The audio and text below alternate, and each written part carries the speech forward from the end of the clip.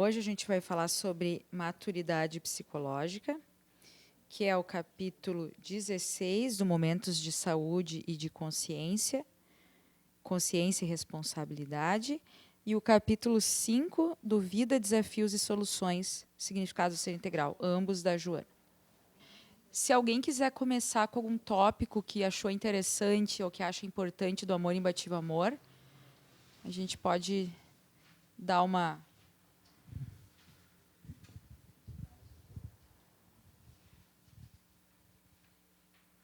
Capítulo 6, né, objetivos conflitivos. Muito a semana passada, né, sobre todas essas questões, e aqui especificamente quando ele fala, toca na ferida, né, desses sucessos e fracassos. A Joana traz isso, como tu reagir, como eu acho que ele é bem legal de a gente estar conversando. E logo no início ela fala do desajuste emocional e a perda de identidade a partir do momento que tu te depara com essas situações, né? Mas eu acho ele bastante interessante, assim. Eu marquei aqui, ó, na página 108, a busca do poder que favorece a projeção social e o ter produzem contínua inquietação, de algum modo, pelo medo de não mais vir a dispor da situação cômoda e invejável. Esse receio induz a insegurança, a desconfiança e a instabilidade. Não tem como não nos identificarmos com isso, né? No atual momento, da forma como as coisas acontecem, por mais que se tenha confiança, aí nessas horas que tu verifica aqueles pontos mais frágeis, né? Por mais confiança que se tenha, sempre aquela insegurança está batendo a tua porta, né? Porque, sim, a gente tem um compromisso com o progresso em si, né, o pessoal e dos que nos rodeiam. E aqui eu percebi, me tocou bastante, assim, porque por mais que tu tenha, que tu passe, inclusive, até uma mensagem, não confia, levanta, vai, mas nós nos intranquilizamos com essa questão, né? Então, me tocou bastante esse ponto aqui. E aí, depois, o que ela vai, como ela vai desdobrando, né? Na prática, a teoria é outra, né? Como é? Quando a gente sente na carne, na verdade, o ego ele corporifica também, porque o ego ele se sente às vezes sob perigo iminente de destruição, justamente porque as coisas vão se mudando e nos amedrontam, e a gente fica com essa ilusão também de que as coisas vão perecer, assim como o envelhecimento, né, que depois a Juna vai trazer nas outras passagens. Ele é lento e belo e ele acontece. E, na verdade, as pessoas têm um medo doentio, assim, que tudo fica ruim, e daí as pessoas vêm reclamando porque eu estou com doença, que eu estou... Sim, mas tu imaginava o quê, né? Que tu ia virar um bebê agora. E é normal que isso aconteça, a gente fica indignado, porque o ego está acostumado com uma coisa. Então, né, eu atendo muito filho de militar. Eles, dependendo da personalidade, eles caem numa depressão terrível, porque eles tinham uma família, bem dizer, em outra cidade, amigos, escola, estava tudo bem, daqui a pouco vai para outro estado, outra cultura, outra situação. Dependendo, às vezes, é uma personalidade um pouco mais extrovertida, sente, mas não tanto. Se é uma pessoa mais sensível, mais introvertida, aquilo é muito difícil, né? Mexe muito com a identidade. Então, nós também, nos nossos ciclos da vida, a gente exige, o ego exige que a gente mude toda hora. E isso vai causando uma certa dor. E é uma dor necessária do crescimento, né? Só que ela tem um custo. E, às vezes, a gente passa por esse momento de pavor, de pânico, de achar que não vai dar conta, né? É bem esse sentimento, assim, será que eu vou conseguir passar por toda essa questão? A questão do envelhecimento, ela tem os dois lados, né? Provavelmente, eu não consigo falar profundamente sobre isso, porque, não sei, eu acho que isso ainda não me pegou. Mas eu percebo, assim, no núcleo, ou quando eu me deparo com alguma situação, que uma coisa é o envelhecimento, é o ciclo natural do corpo físico. Mas, por outro lado, e se a gente se apegar muito a isso, são reflexões às vezes que eu faço, tu vai perder aquele olhar, o que é maravilhoso nesse processo do envelhecimento. Porque o que acontece?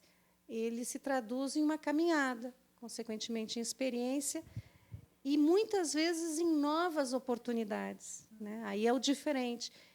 E como é prazeroso, assim, como é legal isso, né? Como eu disse, eu não sei lá na frente, mas hoje eu acho muito interessante isso. E tem momentos que eu penso, puxa, que bom, lá atrás não seria, eu não teria curtido dessa forma, não teria sentido dessa forma. E aí que vem a reflexão. Puxa, se realmente tu ficar pegado à questão de que tu está tendo uma perda, porque, sim, há um desgaste natural do corpo físico, tu não vai perceber a beleza desse momento. Então, essa situação do envelhecimento, para mim, ela se traduz de uma outra forma, que também traz a preocupação, vamos lá, onde nós vivemos, a economia atual, cultura onde nós estamos inseridos para o nosso aprendizado, que, sim, deixa margem para uma insegurança.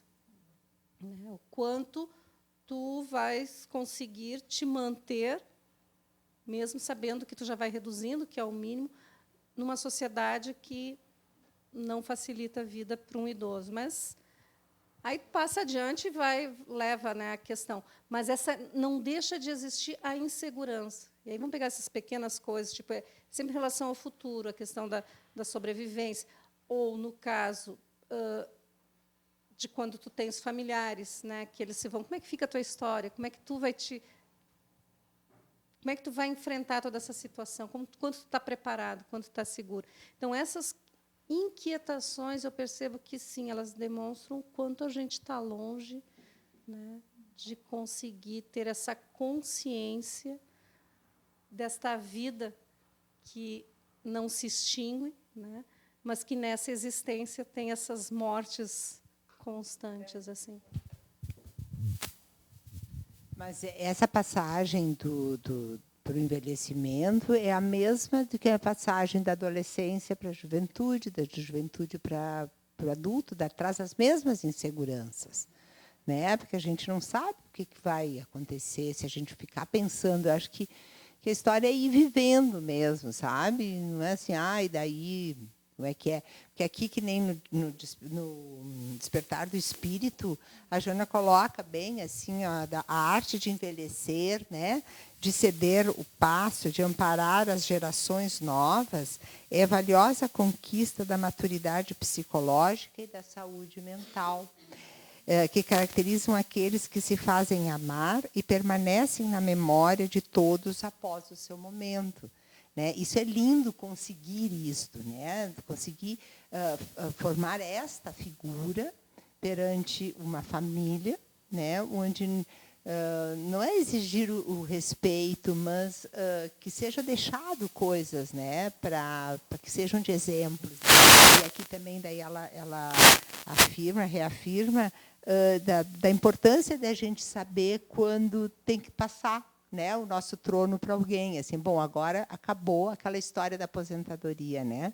Agora vou fazer outras coisas, vou deixar a gente jovem entrar no meu lugar, fazer a tarefa deles também, dar a chance deles, e eu vou fazer outras coisas, né, de outra maneira.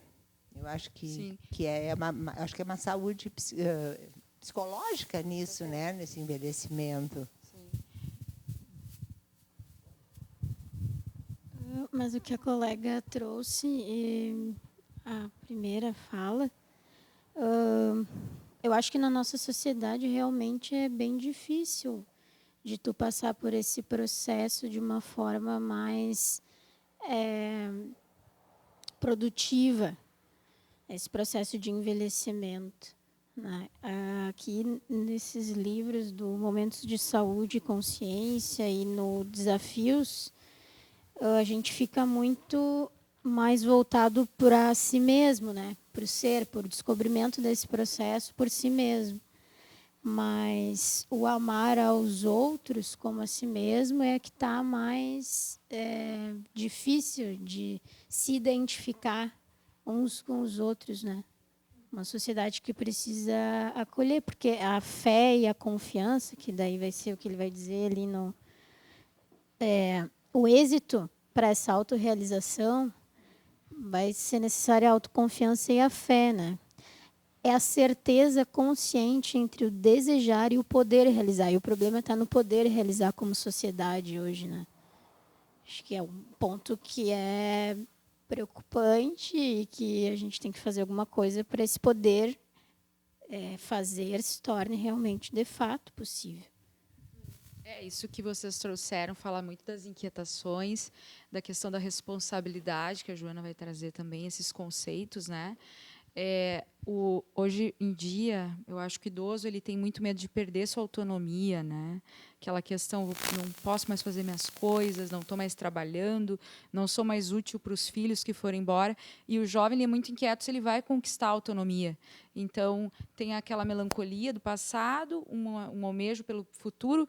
Quando eu chego lá, eu também não quero perder isso, eu nunca me preparo para o próximo passo, justamente por essa ilusão do ego de extermínio, de que a morte vai me devorar, de que o que eu tenho realmente vai acabar, porque nunca houve um movimento interno, houve sempre um movimento mais extrovertido, em que realmente os valores eram ditados por como os outros me aceitam, por como eu pareço ter poder, ou por como eu pareço ter, né, uma sobriedade, ou uma família bonita, ou eu mesma me sentir bonita e aceita e amada, mesmo que, no fundo, haja uma inquietação, essas inquietações.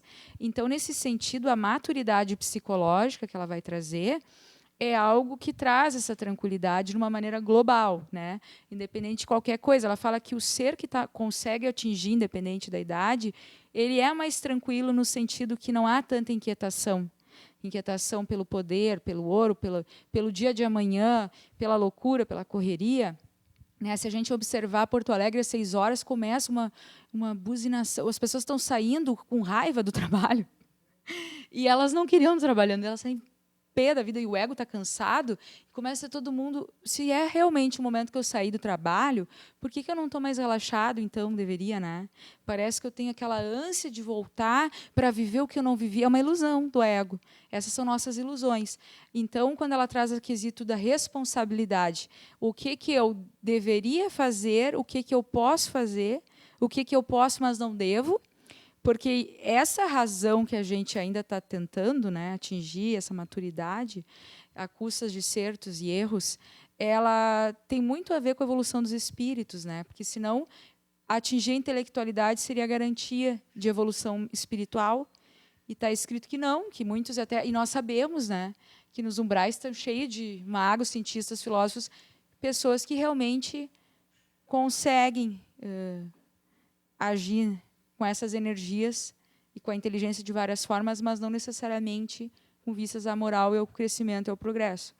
Então, essa medida que ela traz também no momento de paz, saúde e consciência, né?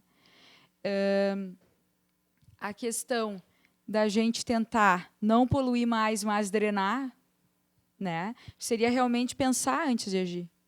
Pensar como... É difícil se colocar na pele do outro, porque a partir do momento que a gente, né, no nosso direito de vir, a gente fala, faz e dá opiniões, então a gente não pensa que pode pegar num complexo do outro, que às vezes pega.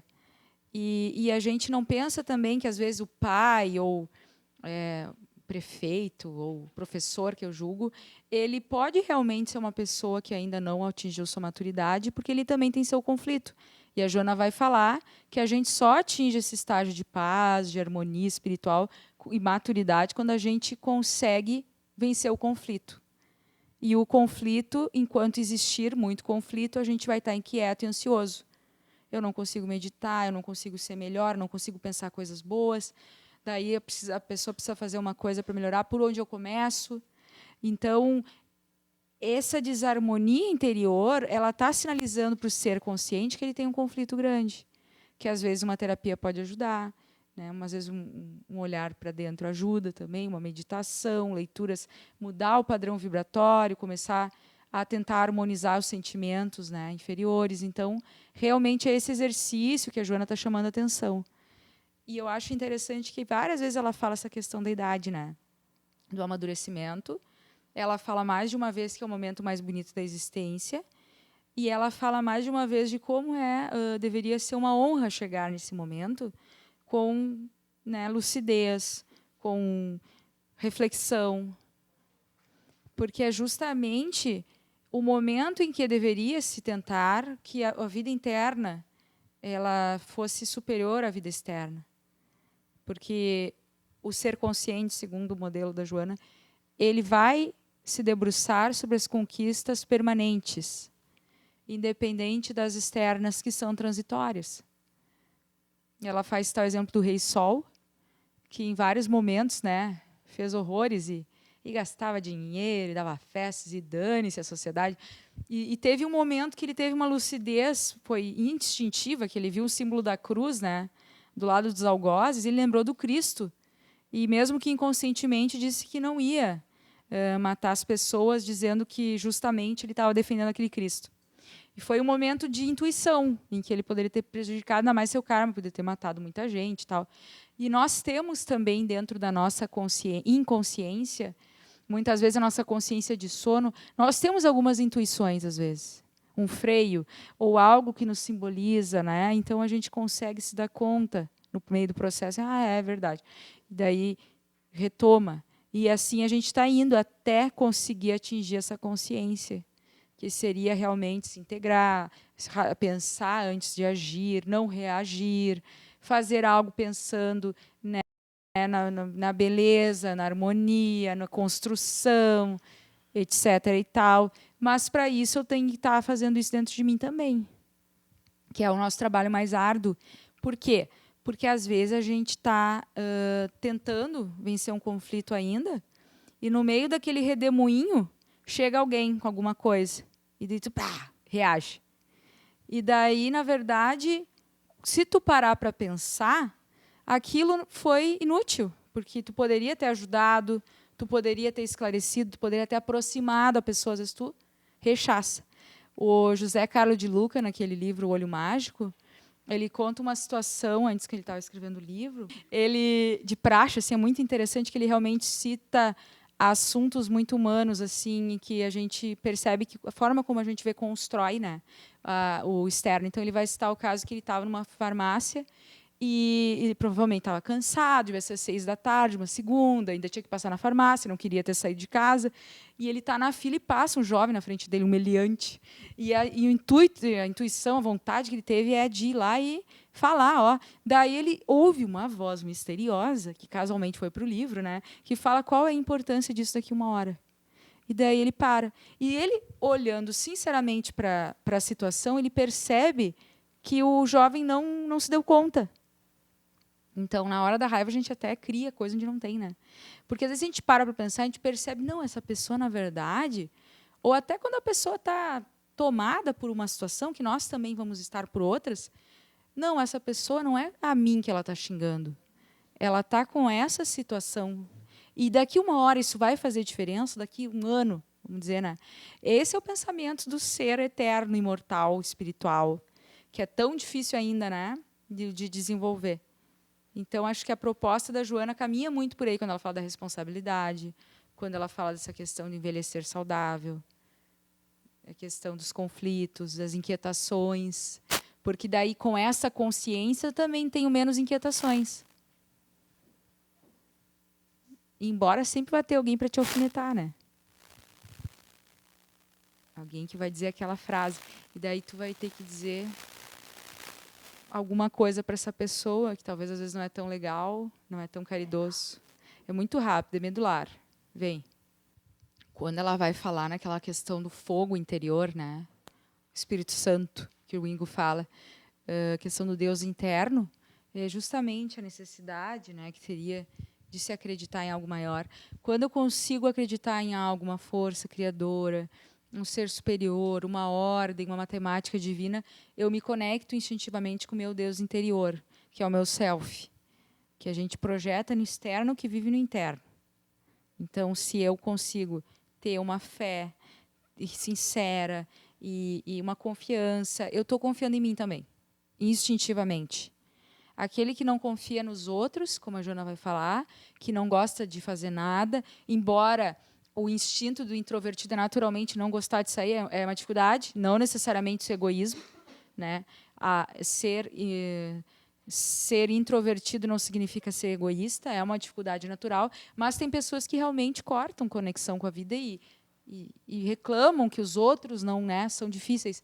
Essa pessoa inconscientemente está projetando nos outros os seus conflitos e não conviver com essas pessoas, não colocar a mão na massa, né, não mexer no elemento sujo, vai fazer com que eu fuja melhor das situações que botem em risco o meu ego todo-poderoso. Porque daí eu não vou ter que lidar com as minhas questões inconscientemente, claro.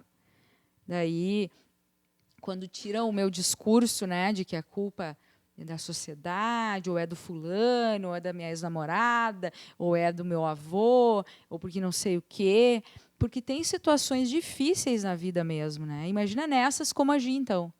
Tem pessoas em que a família se matou 3 indivíduos próximos, um atrás do outro.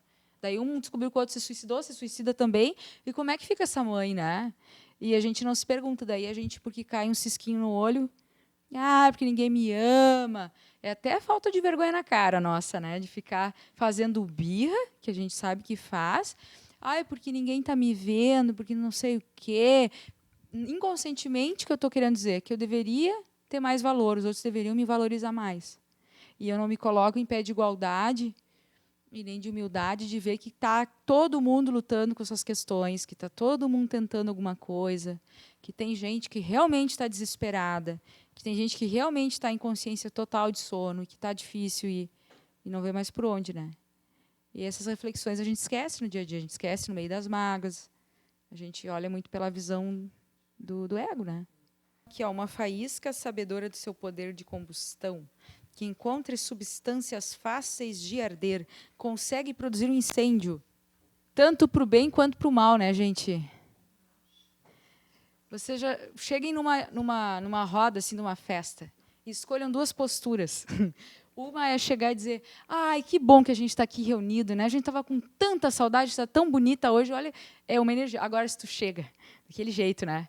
Olha a roupa da fulana. Incendeia. Ainda mais se tu é extrovertido. Incendeia, a gente pega fogo. Quando vê, tem gente gargalhando. A gente fala, tu não viu aquele dia. É outra energia. Então, esse incêndio, esse fogo, a gente tem dentro de nós. E fogo é assim, né? Fogo se espalha. É uma energia volátil, ela passa de uma madeira para outra, quando vê, pegou, e quando vê, destruiu tudo. Então, ela nos convida a tomar uma opção. Ela vai falar: quem toma conhecimento dos recursos próprios dispõe de medida para avaliar as possibilidades de triunfo e empenha-se para alcançá-lo, enquanto aquele que os desconhece detém-se no pretexto da própria fragilidade, porque no íntimo assim o prefere. Eu já vi gente correndo com asma, eu já vi gente de cadeira de roda aconselhando aquele que está saudável, e visivelmente mais saudável, a gente vê. Porque é uma postura íntima. Pergunta se essas pessoas se acham coitadinhas. Não. Elas sabem que elas têm uma fragilidade e, apesar disso, elas vão atrás. E o cérebro obedece ao comando. Então, isso aqui é uma questão de opção. Ela vai falar de sairmos do mesmismo, que é o quê? Acordar, tomar café, maldizer a vida, ir para o trabalho, pé da vida, daí chega, que merda, vou me aposentar, não aguento mais esse lugar, vou mudar dessa cidade, não aguento mais essas pessoas, dar um bom dia, se odiando fraternalmente, como diz Joana, né? E daí começar aquela função, daí já está mal-humorado, quando xinga alguém. Isso é essa doença de achar que todos os dias são iguais. Agora, se eu acordo, o dia é uma bênção. E sabe aquele cansaço da atividade física? É o cansaço, pode ser o cansaço da vida, pode ser um cansaço bom. Tá difícil, mas que bom, é uma oportunidade, né? E isso não é assim, você ser otimista e bobalhão e autoajuda falsa. Não é tipo alguns coaches do tipo, você perdeu, você merece. Aquela coisa meio, né, que é tão fanática quanto algumas religiões fundamentalistas. Não, é justamente tentar se conectar com essa verdade maior, que sai do meu umbigo, que exige que eu seja um pouco mais humilde, que há os mistérios da vida também, né? Por que tais coisas acontecem? Tem coisas que a gente não sabe, mas conseguir recriar, sabendo que eu posso mudar a qualquer momento a minha realidade, sem necessariamente fugir das minhas responsabilidades, mas sentir aquele cansaço de uma forma positiva e boa, e que automaticamente, ao se conectar com essa energia, se renova. É instantâneo, é vibração, é é magnetismo. Eu estou me conectando com essas energias salutares das delícias da manhã, da sombra da noite. Tudo tem uma energia, tudo tem uma sonoridade. Tem os deuses, né, do meio-dia, tem os da noite. Então, eu estou numa postura menos unilateral, neurótica. Eu estou me permitindo ver a pintura. Esse mundo está tão maluco, né? Mas, por outro lado, está tão legal, está tão ver tanta coisa assim acontecendo ao mesmo tempo e tudo muda de repente. E as coisas estão passando rápida, né? E tem gente adoecendo e tem outras pessoas nos surpreendendo. E isso é interessante também. Ou vocês acham que a gente não sabia que ia estar passando por esse período que estamos? A gente escolheu. Daí para quem está bem louco, né? É uma beleza para surfar, né? Quem está num dia estressante pode botar os bofs para fora ou não, né? Então a gente vai nos conhecendo também, porque senão nós estaríamos em Júpiter, né? Plantando as nossas florzinhas na casa, mas parece que a gente tem algo em comum, né? Com essa situação também. É tudo sincrônico. Então, gente, eu acho que a Joana, ela tem uma visão muito otimista. E essa questão do ser fisiológico, do ser psicológico, ela fala sem abandonar o ser fisiológico. Ou seja, o psicológico, né, vai ver a necessidade das coisas internas e permanentes, sem abandonar as questões fisiológicas, dedicar-se à conquista dos mais valiosos, que são os permanentes. Então, se às vezes, o que ela está querendo dizer, se às vezes eu tiver que abrir mão, tudo bem, mas eu não posso esquecer que eu tenho um corpo, que eu tenho um ego frágil, que eu sou pequeno, que ela fala da pequenez, é diferente de baixa autoestima, mas fala que por mais que tu grite, esperneie e vire o presidente ou a rainha da cocada, tu ainda é muito pequenininho, tu é uma formiguinha que está em cima do formigueiro gritando, né? Então é mais ou menos isso, nesse quesito de saber que há um caminho. Os espíritos superiores, a gente vê no livro dos Espíritos, quando fala dos diferentes mundos, não, no Evangelho segundo o Espiritismo, ele vai falar que o que alimenta os espíritos superiores é justamente querer ser anjo, querer ser espírito puro, porque ganha mais, eles falam, quem estuda mais. Seria o perfeito, né? Então, quem mais se dedica, ganha mais. Então, eles estão sempre se dedicando e não competindo entre si. É aquela competição saudável com eles mesmos. E a grande aspiração, vocês imaginam um ambiente de ciência, de progresso, de harmonia, de beleza, que é muita beleza, senso de humor, mecanismos, né, de defesa nobres, e muita consciência, e um progresso linear. Eu acho que a gente olha para trás e pensa, a gente estava ali, né, se estressando com miudezas, e tem tudo isso aqui para fazer, tanta coisa para estudar, tanta coisa bonita para fazer, né? E quando a gente lê essas coisas, a gente se depara e pensa, é verdade. A gente fica aqui, né? Esse redemoinho, e às vezes tem tanta coisa bonita para fazer também, né? E às vezes é muito fácil, porque nós somos que nem crianças adultas. Tem uma criança dentro de nós, que vai conforme a turma. Então, se a gente puder ser, às vezes, aquela pessoa alegre que ela traz aqui, conectada, que traz a paz, tem a harmonia, a alegria, a gente vai mobilizar outras pessoas também. Porque, como crianças, nós reagimos ao afeto. Ainda mais o Brasil, que é totalmente função sentimento, a gente é muito assim do coração, a função do valor das coisas, não tanto a reflexão por si só, é mais, a maioria de nós é sentimento. Então, às vezes, isso já ajuda bastante, mais às vezes do que a gente tentar, né, se justificar, vamos dizer assim. E poder assim conversar com as pessoas, vendo como elas agem diferente. Por exemplo, nos tipos psicológicos, a gente sabe que a função pensamento, ela atua pela reflexão e aparentemente é fria. Porém, no inconsciente tem toda a questão do sentimento. Às vezes sente algo muito forte, mas ninguém percebe, e a pessoa diz, mas como que tu não sabe que eu gosto de ti, né?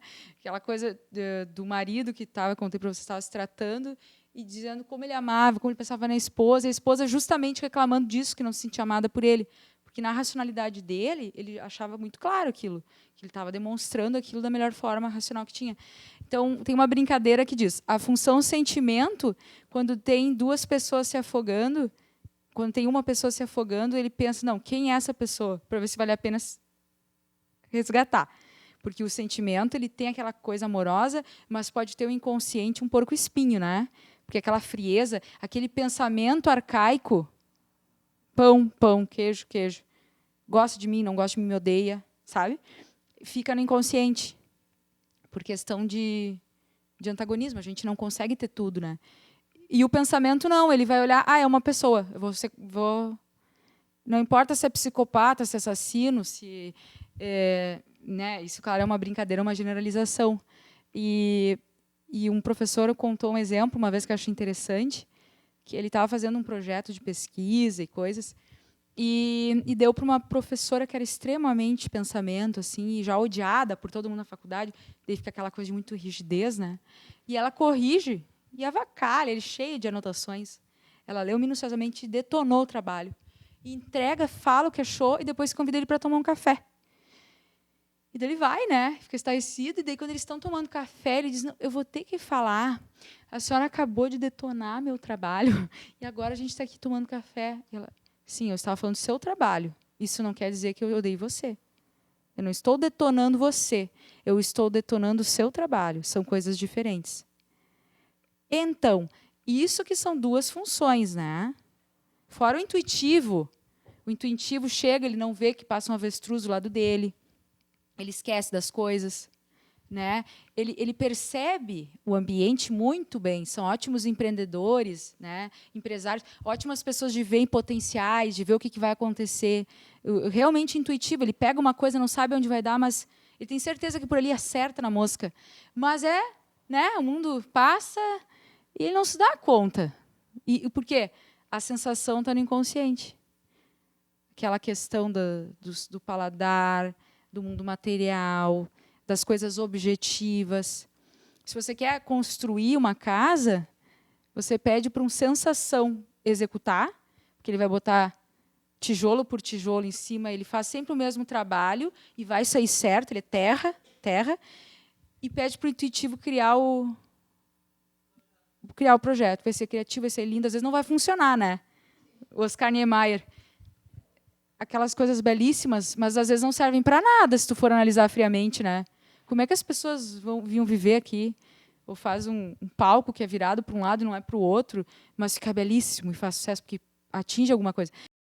Então, se nós todos temos, cada um, por uma questão misteriosa de desenvolvimento psíquico, uma função mais proeminente, e eu vejo a realidade por aquela função, daí, daqui a pouco, eu sou uma sentimental, ótima marqueteira, né? É a melhor pessoa para viver em sociedade porque ela faz se sentir maravilhoso.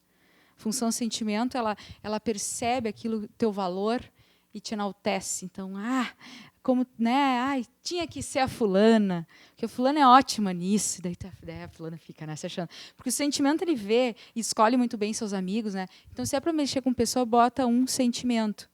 Agora, uma pessoa assim que tem que ser mais estrategista, que tem que decidir as coisas sem se deixar levar pelas emoções, porque senão vai fundir a empresa, bota um pensamento que vai dar certo. E daí, quando tiver alguma situação mais difícil, vai saber lidar separando bem as coisas, porque ele é reflexivo, é pontual. Então, imagina essas pessoas convivendo, né? Um chefe, sentimento, com um introvertido, pensamento. Esse cara não sabe se relacionar. Péssimo trabalhador. E ele está ali, o que mais produz, às vezes. Ou o contrário, o chefe, pensamento, com um sentimento. O sentimento vai lá, cumprimenta todo mundo. Fulana, tem uma coisinha para falar contigo, tá, mas depois... Daí passa para o lado e não faz nada, né? Porque o sentimento, muitas vezes, ele trabalha, mas ele tem que ter um apego emocional com aquilo. Não significa... não é uma função irracional. O sentimento pode ser muito inteligente, o pensamento pode ser muito burro. Mas a questão é que, para se dar bem, tem que gostar do professor, por exemplo. Daí eu vou estudar, daí eu vou pegar essa causa. Então, imagina essas pessoas pensando diferente, quanto mal entendido não dá. E eu tenho certeza que eu estou certa. E tu tem certeza que tu está certa. Porque tu aprende a realidade assim. Então, a gente está aí, assim, nessa situação, nesse zoológico. A gente está, cada um vendo sobre um aspecto. É óbvio que vai dar baderna. É óbvio que o que é elementar, para mim, como é que tu não vê, criatura? O outro diz, meu Deus, o que tu está falando? É óbvio que vai dar baderna. Então, esse é o exercício. Aí que está o tesouro. Porque no meio dessas coisas nós somos irmãos, né? Então, realmente, por incrível que pareça, está todo mundo procurando amor e procurando melhorar, mesmo que inconscientemente. Porque o assassino, o criminoso, que a Joana fala, ele está inconscientemente reproduzindo na sociedade, tentando se vingar. Porque a sociedade não deu isso para ele. E daí ele reproduz. E é bem plausível, né, que se reproduza. E daí essa pessoa tem uma questão, assim como tem outras, talvez que não atinjam tantos outros, né? Eu posso ter vontade de matar alguém, mas eu não mato. Tem um que mata. E às vezes tem um que mata meu filho. Então é bem complicado isso, é bem complicado. E esse convite psicológico acho que é muito útil para o nosso olhar. A gente vê as coisas, né? Que às vezes a gente fica preso em detalhes que para nós é importante, para o outro não. Para o outro pode ser mais simples ou mais complexo, mas não necessariamente é a minha verdade, né? E ela desmistifica a questão da doença, né? Ela diz é sempre um acidente de percurso, não é uma realidade, sempre é um caráter transitório, mesmo quando é algo kármico, porque o ser eterno, aquela manifestação mental ou orgânica, faz parte da transitoriedade do mundo da forma. Então, não se justifica o medo de doenças, ela é taxativa. Não se justifica o medo das doenças. Não se justifica. Porque vai passar também. Então, o corpo vai passar, é normal, né, que se tenha doenças, ainda mais com o processo de desgaste do corpo. Ou, eventualmente, acontece, né, tem gente que nasce com problemas, com sensibilidades, porém transitório. E sempre, mais uma vez, a oportunidade para eu poder fazer essa viagem interna e melhorar. Ela traz essa questão material aqui, né? Conta a historinha. Do zelador, que ele quebra uma porcelana valiosa e quer matar um, daí o sábio, né? O sábio ancião diz, quebra todas e diz, então bota eu, que esse aqui tem mais tempo para viver. Daí o imperador, o rei cai em si, diz, não, realmente, né? Minha vida é uma farsa, eu vou mudar a partir de agora. Então, a Joana vai falar que a vida nos oferece essas lições, as mais severas, muitas vezes, para nos voltar nessa questão da transitoriedade do corpo, de enxergar a morte como uma questão transitória da vida, e com certeza é uma questão que é natural, como mais um processo biológico, e também essa questão de valorizar o essencial, de cair em si, de não ficar, né, procurando valores e projetando onde não há, e realmente poder olhar para esses valores internos, que é isso que ela tanto fala, né? Isso tem a ver com o mundo material, isso tem a ver com as nossas ilusões, isso tem a ver com tudo que envolve essa questão transitória ou eterna, que ela fala. Vocês lembram a história do Jorge? Lá veio eu com o Jorge. É a 5ª vez que eu vou falar do Jorge. O Jorge, né? Eu não sei porquê, mas eu acho que eu tenho que falar do Jorge. O Jorge, ninguém aguenta o Jorge. O Jorge, ele era o pior dos mendigos que você pode imaginar, né? Aquele mendigo fedorento, aquele que a gente passa pela rua fedendo a urina, falando sozinho. Não, mentira, ele era bem lúcido. Mas sabe aquele cheiro, aquele odor de que tu quer se afastar, repelir? E esse era o Jorge. Ele falta de banho, aquela coisa incrustada, aquela coisa fedida. Então todo mundo repelia, né? Como a gente repele tudo que não nos agrada, ainda mais quando mexe com os sentidos. E ele ia visitar o Chico. E o Chico recebia aquelas legiões de fãs e pessoas, e muitos perdiam filhos, e perdiam 4 filhos, e não conseguiam falar com o Chico. Mas só o fato de ver o Chico já era algo maravilhoso, né? E o Jorge, ele fazia uma viagem, ele levava uma trouxinha, um lençol, e ali ele ia passando para pegar coisas, pipoca, comida, amarrava e levava para casa. Mas nisso ele ia falar com o Chico, que sempre recebia o Jorge, independente da situação. E recebia muito bem Jorge. Mas, Jorge, que satisfação você aqui. Como foi de viagem? Como tem passado? E o narrador que conta essa trajetória, que era amigo do Chico, fala, olha, eu sempre olhava para os pés do Jorge sem os chinelos, tem um sapato, pensava, próxima vez eu vou trazer um sapato para o Jorge. E foi, Jorge desencarnou, ele nunca levou o tal do sapato, ele pensa, nunca deixe de fazer o bem que você pode fazer hoje, que ele queria ter ajudado o Jorge. E daí o Jorge falava com o Chico, e daí quando ninguém mais aguentava, essa pessoa, meu Deus, por que ele fica tanto tempo com esse Jorge? O Chico olhava para ele, conta para nós uma poesia, Jorge. E daí o Jorge proclamava, e era aquela coisa desconectada, né? E o Chico ria, agora conta da menina, da mocinha. Daí ele estufa o peito, abotoa, né, o seu paletó, ele realmente se sente importante, para o Chico ele é importante. E daí ele fala, menina das tranças do cabelo vermelho, que Deus permita que eu não te leve de domingo para segunda, e umas coisas assim. E daí as pessoas riam, o Chico ria, e daí quando finalmente finalizava, ele pegava as coisinhas dele, colocava na trouxa, e ainda dava um beijo bem apertado na bochecha do Chico, na direita e na esquerda, puro sangue, porque o Jorge vinha com um lábio entrecortado, então, além de fedorento, ele vinha sangrando, e o Chico não limpava na hora e nem depois. E daí o Jorge voltava para a casa dele, e, de novo, acontecia isso de novo. E as pessoas se perguntavam por que ele gastava tanto tempo com o Jorge e muitas vezes não acolhia uma pessoa com dor maior que a dele, naquele momento, porque Chico, na sua intuição, na sua amorosidade extraterrena, sabia que era a única pessoa que iria dar conta do Jorge, porque ninguém mais ouvia ele. Ele não tinha ninguém, então aquele era o único momento de afeto que o Jorge tinha. Então, né, numa dessas noites frias, o espírito do Jorge foi levado sem saber de nada, sem ninguém por perto, e o Chico conta que é a personalidade de Jesus Cristo que veio buscar ele pessoalmente. Então, esse narrador ele conta, né, que quando ele estava palestrando, Adélio, acho que é o nome dele, ele viu o Jorge. E na palestra, aquelas coisas de espírita com visão ostensiva, né? Que está dando uma palestra, alguém aparece, conta a minha história. Ele falou, senhor, conta a minha história, senhor. E sempre chamava de senhor. E daí ele conta a história e no final ele pergunta, Jorge, as pessoas gostaram muito, mas o que significa senhor? E senhor significa senhorzinho. Olha que amor.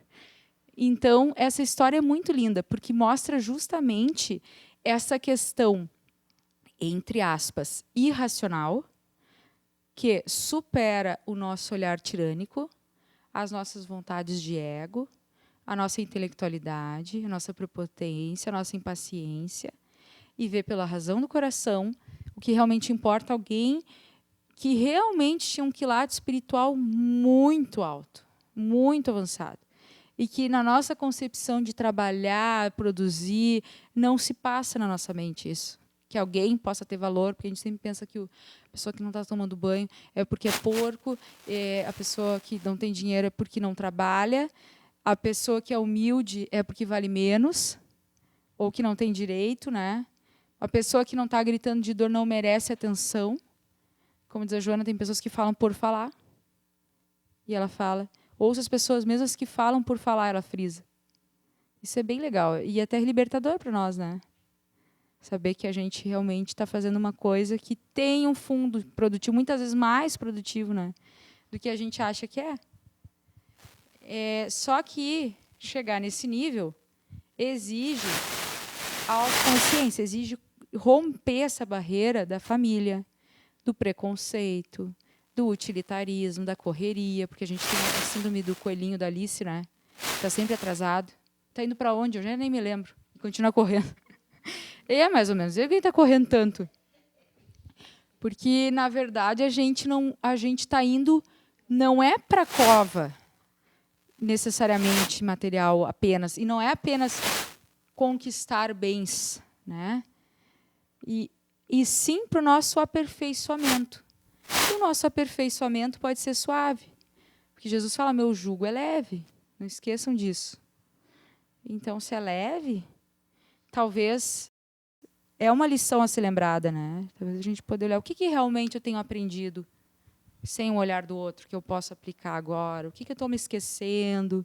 Por que eu estou com tanta pressa? Por que eu queria, né, fazer isso mesmo? Por que eu estou achando que aquele ali vale mais que aquele outro? Por que eu acho que eu estou certa? Por que eu acho que eu estou errada? Por que eu acho que eu não mereço? Por que eu acho que eu mereço muito? Essas pequenas reflexões, elas podem nos levar, quem sabe, um dia a ser parecido com Jorge. Parecido, né? Porque ninguém aqui vai ser recebido por Jesus. Tomara se tiver uma vozinha de alguma vida dizendo: filhinha, vem, fica tranquila, vai para o hospital, né? Porque a gente sabe que às vezes a realidade não é bem essa. Então, quando Jesus vem, né, um peregrino humilde, de pés descalços, não tinha nada, e ensina com o povo simples parábolas de simplicidade, assim, para um povo ignorante, e que se eternizaram, e que era amoroso, e que era enérgico, e que era tudo na medida correta, e que se eternizou com confiança no futuro, e que foi à cruz e sofreu dores, né, terríveis, e, na verdade, para ele, provavelmente muito sublimadas, além da nossa capacidade de compreensão. Ele justamente encarna e diz: é isso que a gente tem que fazer. A gente tem que realmente ter tudo isso, ser alegre, andar com as pessoas sem se preocupar com o que o outro está pensando, que é o que ele fazia. Na hora de carregar a cruz, carregar. Não pedir para o outro, né, no trabalho voluntário. Tem que ter mais trabalhador, senão eu não vou. A gente tem que assumir a bronca. Ou não assume também, não é obrigado, não é feio. Então, eu acho que é por aí, né, gente? Vamos refletir nisso, tentar, pelo menos. Mas a história do Jorge eu adoro. Eu adoro o Jorge com todas as minhas forças.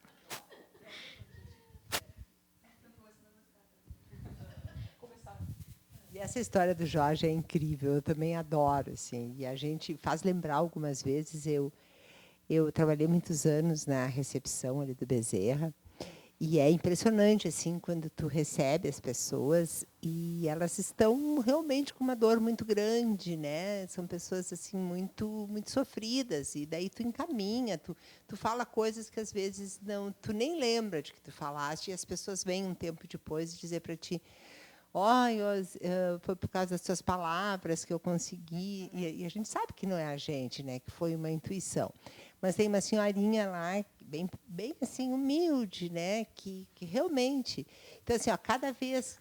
Outro dia eu me encontrei com ela, ela veio e ela tem aquele beijo melado do Jorge. E vai e eu... Não, me lembro do Jorge, eu baixo a mão. Ele atinge a alma. Hã? Ele atinge a tua alma, Isso, assim, quando ele vem. assim, sabe? Assim, aquele beijo assim, melado, gostoso, querido, porque tu vê assim que é um beijo de uma pessoa muito afetiva, né? Aí eu me lembro do Jorge, mas eu ainda não consegui não limpar depois. Na frente dela eu não limpo, mas depois eu não vejo a hora de... Tu já não foge dela? Olha que maravilha. Tu tá vindo o beijo. Vai vir o beijo. Vai vir, ele vai chegando. Mas tu fica. E tá tudo bem? Tudo assim bem, que a gente começa, né? Eu acho que é por aí que a gente começa. Não, tá chegando a beijoqueira. Tem um pouquinho. Eu acho que eu vou no banheiro. Eu não posso. Eu tenho que ficar aqui, ela é importante para ela. Querida, e ela vem e ela me apresenta como a deusa dela. Ela disse: essa aqui é minha deusa, ela me salvou. Imagina, tenho muito medo dessas pessoas. Hã? Tô brincando. Essas pessoas que te endeusam. Isso, não, eu também. Assim, mas essa história me lembrou... lembrou... Quanta libido projetada. Do beijo. Beijo do Jorge. Bom, gente. Então, né, é isso aí. Nós somos seres humanos e a gente vai continuar tentando, né, não limpar o beijo, o sangue, esse fedor, as facadas, as desavenças, os socos, os pontapés, os chutes do outro.